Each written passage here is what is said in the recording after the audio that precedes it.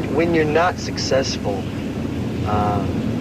people just burn you to the ground, you know. One thing I caught myself as being a producer of my own album, I wanted to make sure that the tunes were as good as a producer should make sure they are. My emotion and my passion that I discovered for music and singing when I was about 6, 7 years old, I couldn't find it anymore. All I knew is that I can't keep doing what I'm doing. I need to just stop because this is not going anywhere good. What happened is because a heart is not complete until it's really broken. He was the golden voice behind one of the biggest rock bands of all time, a man whose vocals could make stadiums roar and hearts break. But just when the world thought he had it all, fame, fans, fortune, Steve Perry vanished. No press release, no farewell tour, just silence. One day he was on top of the charts, the next he was gone. His band, Journey, would go on, but it was never the same. Rumors exploded. Some said he was battling a life-threatening illness. Others claimed he'd suffered a breakdown. There were even whispers that he simply couldn't handle the pressure of stardom. But the truth, as it would turn out, was far more complicated and deeply human. Beneath the fame was a man grieving a devastating loss, guarding painful secrets, and wrestling with the kind of personal demons few ever saw coming. This wasn't just a story of a singer who quit. It was the story of a son, a lover, and a father. One who walked away not out of weakness, but out of love, heartbreak, and survival. And years later, when no one expected it, he would come back. Not for glory, not for money, but to keep a promise. What happened to Steve Perry after he walked away? Why did he disappear at the height of his fame? And what finally brought him back after decades in the shadows? Stay with us, because once you hear the full truth, you may never look at the music, or the man, the same way again. Before he was a legend, Steve Perry was just a quiet boy, growing up in a small town, the only child of Portuguese immigrants trying to find their place in America. Born Stephen Ray Perry on January 22, 1949, in Hanford, California, his roots traced back to the Azores Islands, a distant, windswept place that seemed a world away from rock stardom. But from the very beginning, music seemed etched into his DNA. His father, Raymond Pereira, an amateur singer and radio station owner, changed their last name to Perry to sound more American. It was a symbolic shift, but for Steve, music wasn't about image. It was about emotion. At just 7 years old, his world was shattered when his parents divorced. He stayed with his mother, Maria, moving into his grandparents' home where love was strong but money was tight. And then came the gift, a gold necklace in the shape of a musical note given to him by his mother on his 12th birthday. It wasn't expensive, but it meant everything. He wore it for luck. And strangely, it worked. Because on one unremarkable afternoon while driving with his mother, a song came on the radio that would change his life forever. It was Cupid by Sam Cooke. That voice, that emotion, it pierced through the car speakers and straight into Steve's heart. In that moment, something clicked. He didn't just admire Sam Cooke, he felt like he'd found his calling. From then on, there was no turning back, but the road ahead would be anything but smooth. Steve was still just a kid with a dream, living in a town that barely knew what dreams were. He worked on his stepfather's turkey farm in Lemoore, hammering wood and hauling feed, all while secretly clinging to the hope that one day he wouldn't just listen to the radio. He'd be on it. He didn't know how or when, but deep down, he believed it was possible. And belief, as we'll soon see, would become the only thing that kept him going when everything else fell apart. By the time Steve turned 18, that quiet belief had become an obsession. He packed his things and left the dusty streets of Lemoore behind, heading straight for Los Angeles, the city of dreams and heartbreak. At first, it was just small-time gigs, singing commercial jingles, working as a recording engineer at Crystal Studios, and playing drums in local Sacramento bands. But no one could hear the voice. That voice, the one that would someday bring arenas to tears. He wasn't a frontman yet, just a guy in the background, grinding and waiting. But every night he told himself, just hold on. Your moment is coming. Then came a glimmer of hope, a chance to audition for the band Captain Beyond to replace lead singer Rod Evans. Steve poured everything he had into that performance. He nailed it, but in a cruel twist, the band picked someone else. Rejected again. Most would have given up, but Steve doubled down. He formed a new group called Alien Project with a few trusted friends and started recording demo tapes that captured something raw, something different. They began sending them out, knocking on doors, hoping for a break. And then, just when things were looking up, tragedy struck. One night, his close friend and bandmate Richard Michaels was killed in a sudden brutal car crash. Just like that, the music stopped. Steve was devastated. The band broke apart. His dream, once so close, vanished in an instant. With nothing left, he went home. Broken, he retreated to his family's farm, back to the turkeys, back to the silence. He believed, truly believed, it was over. He was 27, heartbroken, and out of chances. The world had never even heard his voice. But far away, in San Francisco, something unexpected was happening. A band called Journey was flailing. Their future looked bleak. And behind the scenes, a manager was about to pop in a demo tape that would change everything. Steve Perry didn't know it yet, but his life was about to flip upside down. While Steve Perry was mourning the death of his friend and burying his dreams back home, nearly 340 kilometers north in San Francisco, a band called Journey was teetering on the edge of extinction. Formed in 1973, they were originally known as Golden Gate Rhythm Section, an experimental fusion act born out of Santana and Frumious Bandersnatch alumni. Their music was complex, ambitious, and brilliant, but it wasn't selling. 3 albums in, and Journey had yet to crack mainstream success. Their label, CBS Records, was growing impatient. Pressure mounted. Something had to change. Journey's manager, Herbie Herbert, made a bold decision. The band needed a frontman with mass appeal, someone whose voice could electrify crowds and melt radios. But finding that voice? Not so easy. Hundreds of demos passed through CBS. Most were forgettable, until one tape made Herbie sit straight up in his chair. It was a song called If You Need Me, Call Me, by an unknown band called Alien Project. But it wasn't the song that stopped him cold. It was the voice. Clear, emotional, soaring. It was like hearing lightning in a bottle. He had no idea the band had disbanded. No clue about the tragedy behind the voice. He just knew he needed to find the man who sang it. CBS tracked down Steve Perry and invited him to audition in Los Angeles. But here's the twist. Journey already had a lead singer, Robert Fleischman. So, the audition had to happen in secret. During a rehearsal break, Fleischman stepped out. Steve stepped in. He sang one song. That's all it took.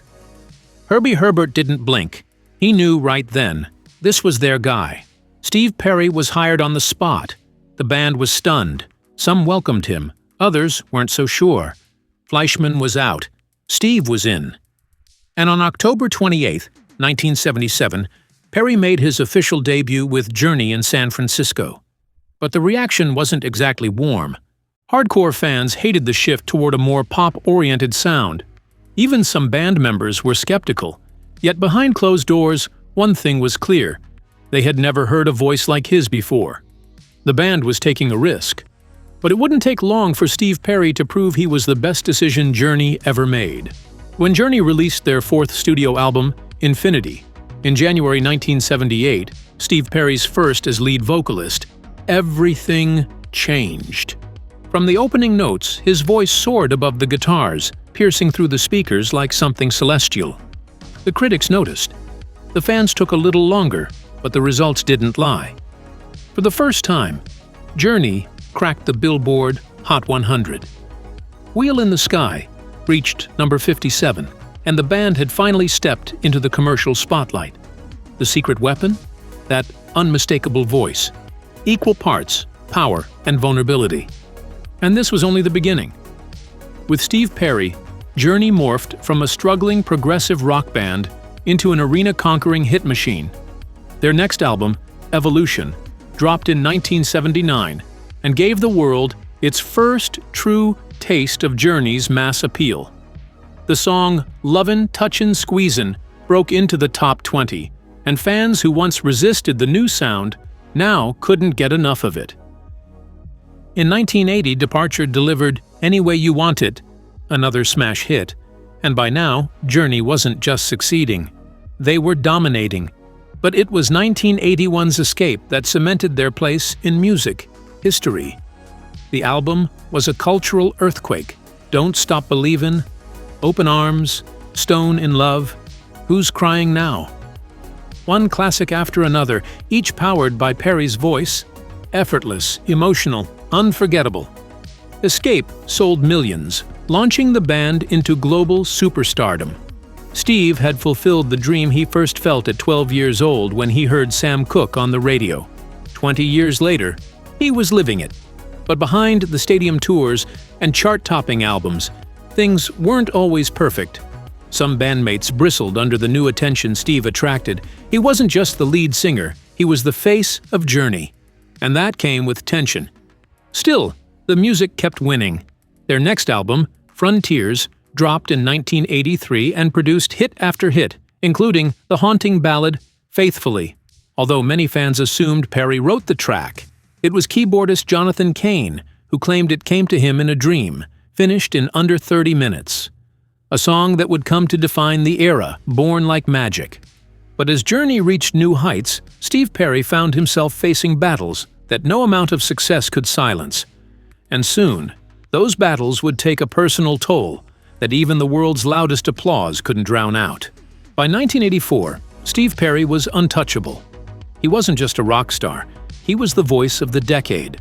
And yet, even at the peak of his fame, something inside him still felt distant.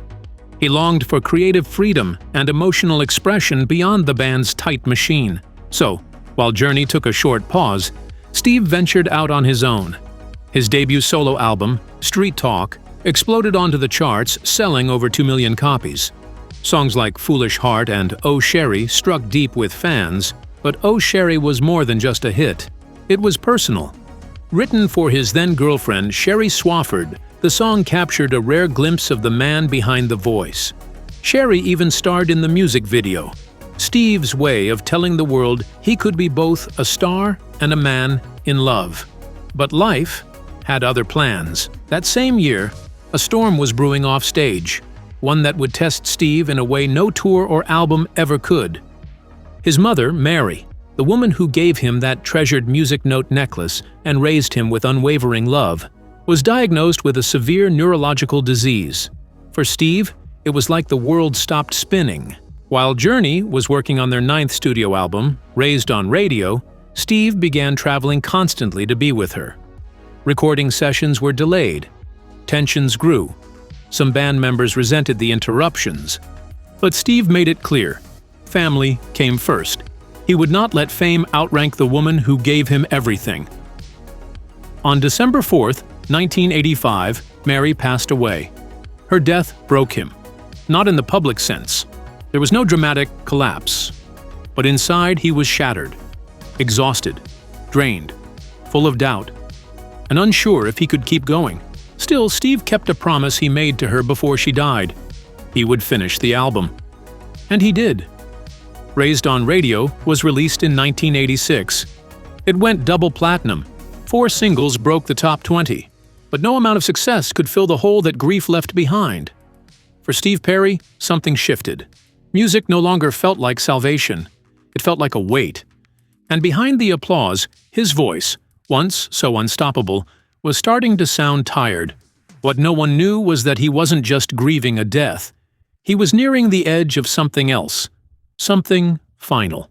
By early 1987, the spotlight that once felt like a dream now felt like a burden Steve Perry could no longer carry. The tour for Raised on Radio was massive. Packed arenas, screaming fans, flashing cameras.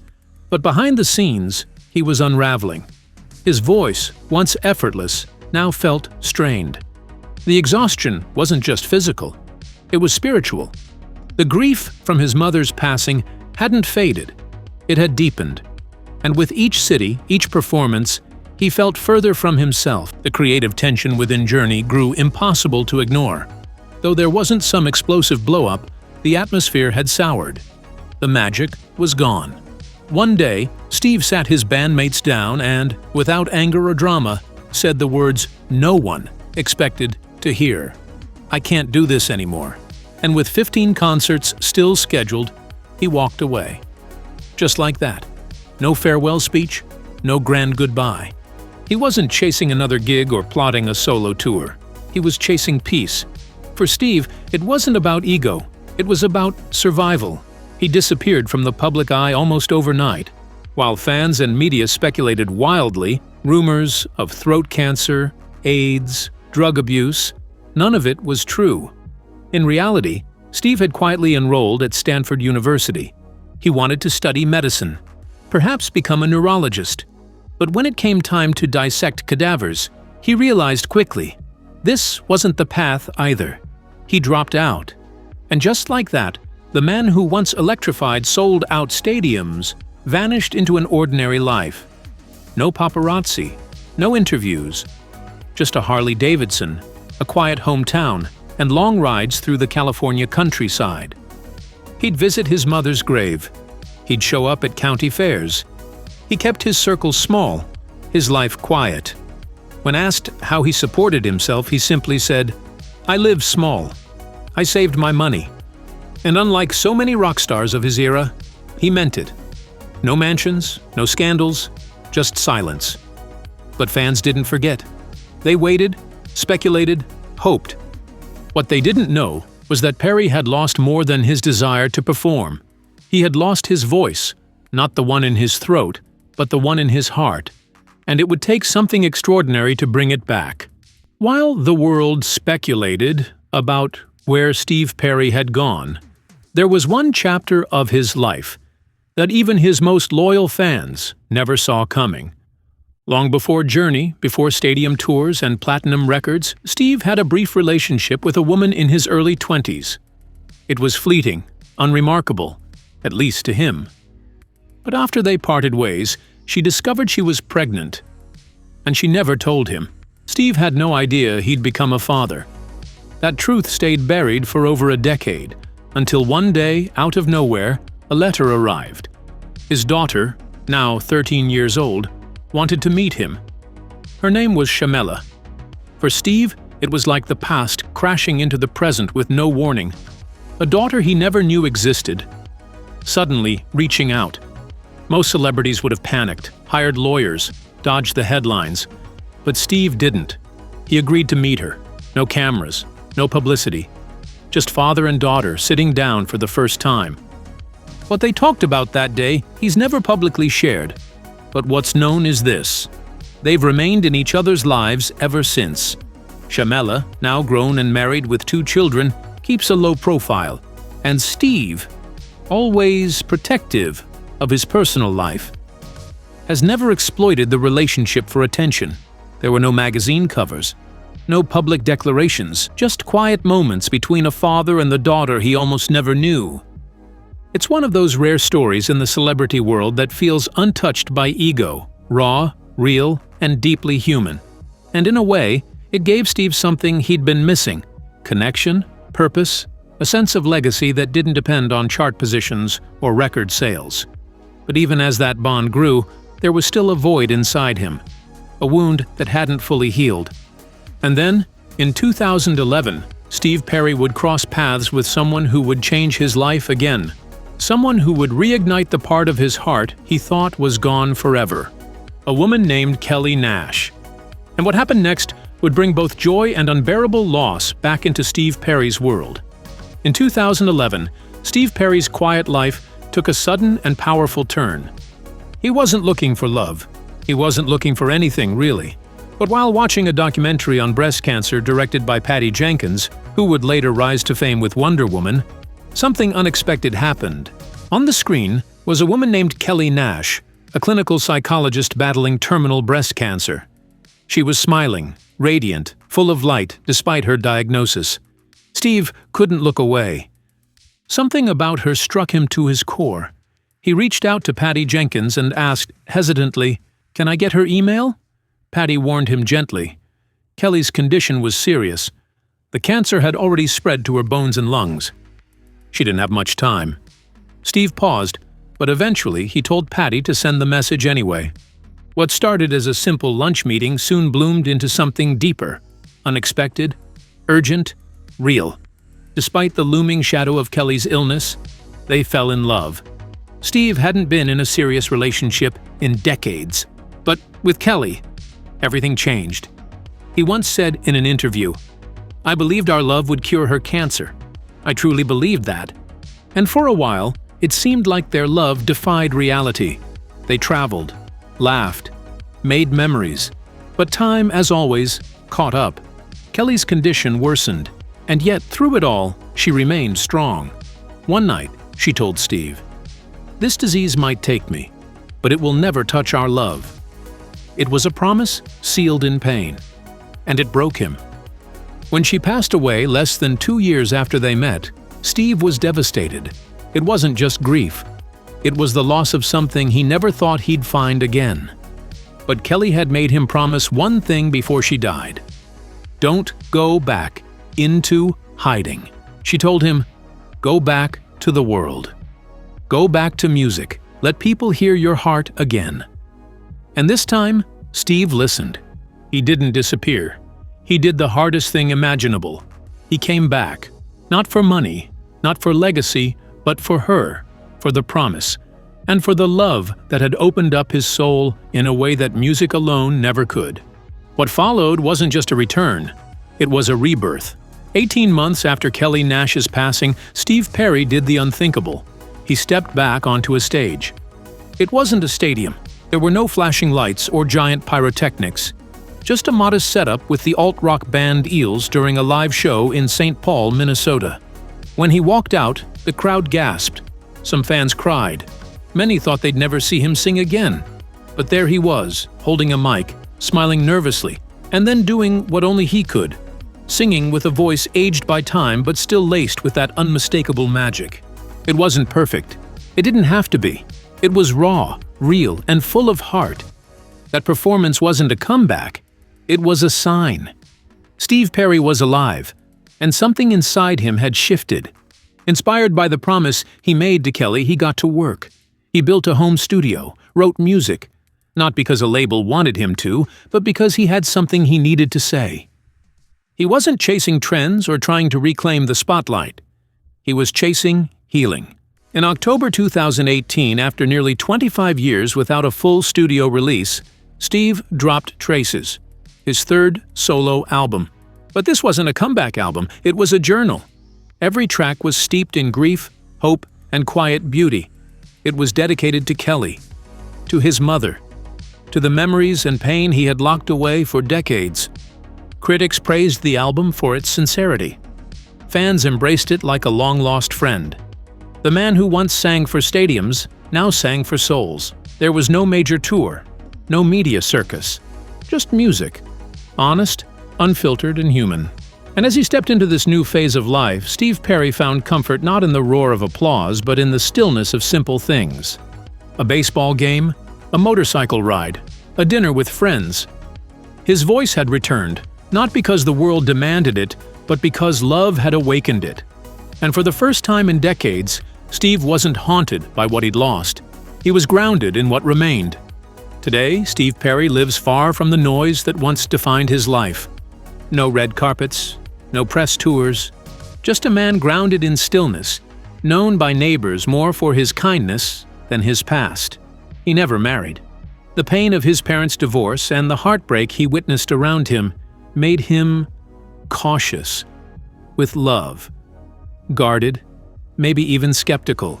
And yet, when it finally came into his life, through Kelly, it was the purest kind, the kind you don't chase, the kind that finds you.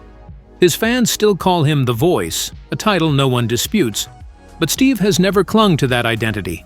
In interviews, he downplays his fame. He doesn't reminisce about sold-out tours or platinum records. He talks about healing, about quiet nights, about honoring promises.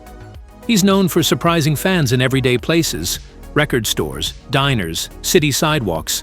No entourage, just Steve, smiling gently, humble as ever. And those who've met him say the same thing. He's not just a legend, he's kind. In a world obsessed with reinvention, Steve Perry did something rare. He walked away. Not because he failed, but because he needed to find peace. And when he returned, It wasn't for attention. It was to honor love, loss, and something bigger than fame. He showed us that walking away doesn't mean giving up. That sometimes silence is not retreat, it's recovery. He reminded the world that the most powerful voices aren't always the loudest. Sometimes they're the ones that return after years of absence, singing not for applause, but for truth. Steve Perry's story isn't just about music, it's about resilience. It's about holding on when the world doesn't understand, about choosing family over charts, love over legacy, peace over popularity. He gave us songs that became part of our lives, but more importantly, he gave us a reminder that even the brightest stars sometimes need to disappear so they can return, not just as performers, but as whole human beings. And when they do, their light is even more profound. That is the legacy of Steve Perry. Quiet, unshakable, eternal.